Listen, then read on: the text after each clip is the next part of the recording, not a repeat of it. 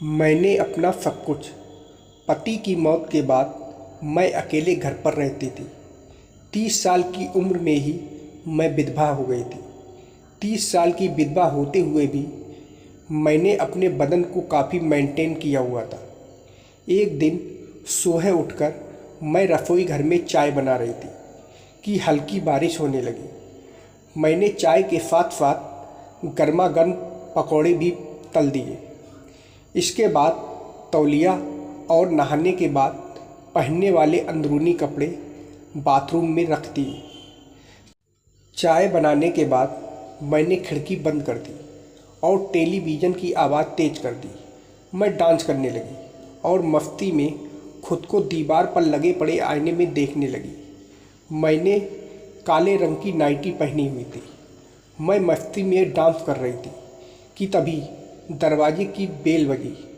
मैंने टीवी की आवाज़ कम कर दी और एक दुपट्टा सिर पर रख लिया। मैंने दरवाज़ा खोला। बाहर कुरियर वाला खड़ा था। 22 साल का जवान लड़का। कहने लगा, कुरियर है सीमा के नाम पे। मुझको याद आया कि मैंने ऑनलाइन शॉपिंग साइट से अपने लिए एक सूट बुक किया था। मैं बोली, मेरा ही नाम सीमा है। लड़के ने दस्तखत करने के लिए मुझे पेन दिया। पेन देते समय उसके हाथ मेरी उंगलियों को छू गए थे। मैंने एक नज़र उसकी ओर देखा और दस्तखत कर दिए। मैंने 1000 रुपये दिए तो लड़के ने 200 रुपये वापस कर दिए और बोला, 200 रुपये डिस्काउंट चल रहा है। मैंने उस लड़के को ध्यान से देखा जिसने आज के बेईमानी के ज़माने में भी ईमानदारी से सच कहा और 200 रुपये वापस कर दिए। थोड़ी देर बाद वो लड़का बोला, थोड़ा पानी मिलेगा? मैंने पूरा दरवाज़ा खोला और बोली, तुम तो काफ़ी भीग भी गए हो, अंदर आ जाओ। मैंने अपना सूट अलमारी में रखा और रसोई घर में पानी लेने चली गई। मैंने अपनी छाती से दुपट्टे को अलग कर दिया था। कुछ देर बाद मैंने लड़के को पानी दिया। पानी देते समय जैसे ही मैं थोड़ा झुकी, लड़के की नज़र मेरे उभारों पर जा टिकी। उसकी आंखें बड़ी बड़ी हो गई। पानी पीते पीते वह लड़का नज़र बचाकर मेरे उभारों को देख रहा था कि अचानक उसने छींक दिया। मैं बोली, तुम्हें तो सर्दी लग गई है, अभी बारिश भी तेज़ हो रही है। तुम चाहो तो थोड़ी देर यहाँ रुक सकते हो। तुम्हारे कपड़े भी काफ़ी भीग गए हैं। चाहो तो बाथरूम में जाकर फ्रेश हो सकते हो। वो लड़का बाथरूम में चला गया। दरवाज़ा बंद करके लाइट जलाई। वहाँ मेरे नहाने के लिए तौलिया और अंदरूनी कपड़े पहले से ही रखे हुए थे। लड़के ने कमीज़ निकालकर उस तौलिए को पहले सूंघा, फिर उसी से अपने बदन को पोंछा। उसने मेरे ब्रा को अपने हाथ में लिया ही था कि तभी दरवाजे पर दस्तक हुई। उसने ब्रा को वहीं पर रख दिया और थोड़ा सा दरवाज़ा खोला। मैंने उसको काले रंग का कुर्ता दिया और बोली, यह लो, इसे पहन लेना। लड़के ने वह कुर्ता पहन लिया और अपनी कमीज़ सूखने के लिए डाल दी। वह बेडरूम में जाकर टेलीविज़न देखने लगा। मैं रसोई घर में चाय और पकौड़े ले आई और उससे पूछा, क्या नाम है तुम्हारा? लड़का बोला, सचिन। उसने मुझसे पूछा, और कौन कौन रहता है आपके साथ? सिर्फ मैं और आपके पति। उनकी मौत हो गई है। माफ़ करना, पर कैसे? एक्सीडेंट में। यह बताते हुए मेरी आंखें नम हो गई। सचिन ने मेरा दुख बांटने की कोशिश की और अपने बारे में बताया कि उसने ग्रेजुएशन तक पढ़ाई की है और वह यहाँ पिछले 1 साल से रह रहा है।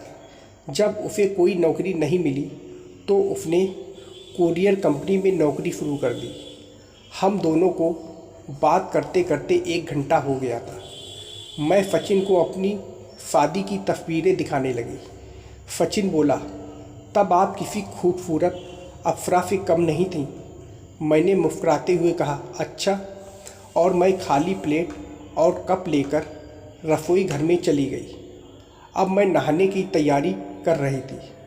सचिन उस समय मेरी खूबसूरती को निहार रहा था। मैं नहाने के लिए जा रही थी कि तभी वापस रूम में आ गई। सचिन हैरान रह गया। मैंने पूछा, कैसी लगी शादी की एल्बम? सचिन बोला, बहुत खूबसूरत। वह मेरे गले के नीचे देख रहा था। वैसे अभी भी आप कुछ कम नहीं लगती हैं।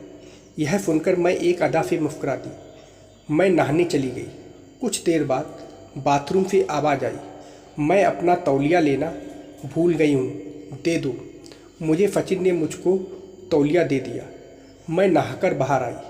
मैंने काला रंग का लहंगा और काले रंग की चोली पहनी थी। छाती पर दुपट्टा था और सिर पर तौलिया बंधा हुआ था। सचिन मुझको देखकर भी अनजान बना टीवी देख रहा था। मैं आईने के सामने खड़ी थी। मैंने अपने पूरे बाल खोल दिए थे। खुले हुए बाल मेरी खूबसूरती को बढ़ा रहे थे। सचिन के मन में आया कि वह चुपके से उठकर मेरी कमर पकड़कर उसे पूरी तरह दबा दे। तभी मैंने सचिन की तरफ देखा। इससे सचिन घबरा गया और अपनी चोर नज़रों को टीवी पर लगा दिया। कुछ देर बाद मैं सचिन के पास आकर बैठ गई और उससे बात करने लगी। बीच बीच में सचिन का हाथ मेरे हाथ को छू भी जाता था, पर मैंने कुछ नहीं कहा। इससे सचिन की हिम्मत बढ़ गई। अब वह जानबूझकर मेरे हाथ को छूने लगा। इसी तरह दोपहर के 2 बज गए। बारिश धीमी हो गई थी। हम दोनों खाना खाने लगे। सचिन ने पूछा, आप दोबारा शादी क्यों नहीं कर लेती? मैं बोली, तुमने क्यों नहीं किया अभी तक विवाह? माँ तो कई बार जिद करती रहती है शादी के लिए, पर मैं अभी टाल देता हूँ कि अभी तक कोई लड़की पसंद नहीं आई। जब पसंद आएगी तो कर लूँगा। तो कैसी लड़की पसंद है तुम्हें? मैंने पूछा। वही जो आपकी तरह समझदार हो, घरेलू काम जानती हो, जो मुझे रोज़ गर्मा गर्म चाय और बिल्कुल आप जैसे पकौड़े बनाकर खिला सके। मैं उसका भाव समझते हुए बोली, मैं तो तुमसे 8 साल बड़ी हूँ और विधवा भी हूँ। सचिन बोला, तो क्या हुआ? पर क्या तुम्हारे माता पिता मानेंगे? अरे शादी मुझे करना है या मम्मी पापा को? तुमने यह कहावत तो सुनी होगी, जब मियाँ बीवी राजी तो क्या करेगा काजी। शाम के 4 बज चुके थे। अभी सचिन को फ़ोन आया। उसकी मम्मी ने फ़ोन किया था। वह बात करने के लिए रसोई घर में चला गया। मैं दीवार में कान लगाए सचिन की बातें सुन रही थी। सचिन ने भांप लिया था कि मैं पास ही हूँ। तभी सचिन बोला, नहीं मम्मी, अब लड़की देखने की ज़रूरत नहीं है, मुझे एक लड़की पसंद है। यह सुनकर मैं शर्मा गई और नज़रें बचाकर सचिन को देखने लगी। इसके बाद सचिन ने फ़ोन काट दिया। मैं पीछे से आकर उससे लिपट गई। सचिन ने मुझे अपनी बाहों में भर लिया। तभी बारिश दोबारा शुरू हो गई। मैंने सचिन को रोका। मैं बोली, अगर बुरा ना मानो तो आज यहीं रुक जाओ। सचिन का भी मन कर रहा था मेरे साथ पूरी रात रुकने का। मैं बोली, मैं रसोई घर में सो जाती हूँ, तुम यहीं बेडरूम में सो जाओ। नहीं, मैं वहाँ सो जाऊँगा और तुम बेडरूम में सोना, क्योंकि यह घर तो तुम्हारा है, पर शादी के बाद तो तुम्हारा भी हो जाएगा। मेरे मुंह से निकल गया। यह सुनकर सचिन ने मुझे गले से लगा लिया और मेरे गालों पर एक जोरदार चुम्बन जड़ दिया। उसने मेरी छाती से दुपट्टा अलग कर दिया। मैं भी सचिन से पूरी तरह लिपट गई। वह मुझको चूमने लगा और हम एक दूसरे में समा गए। मैंने अपना सब कुछ सचिन को समर्पित कर दिया था, क्योंकि हम दोनों एक दूसरे के साथ पूरा जीवन साथ निभाने वाले थे। तो दोस्तों, यह थी आज की कहानी। पसंद आई हो तो वीडियो को लाइक और सब्सक्राइब करना मत भूलिएगा। और वीडियो को देखने के लिए आप लोगों का बहुत बहुत धन्यवाद।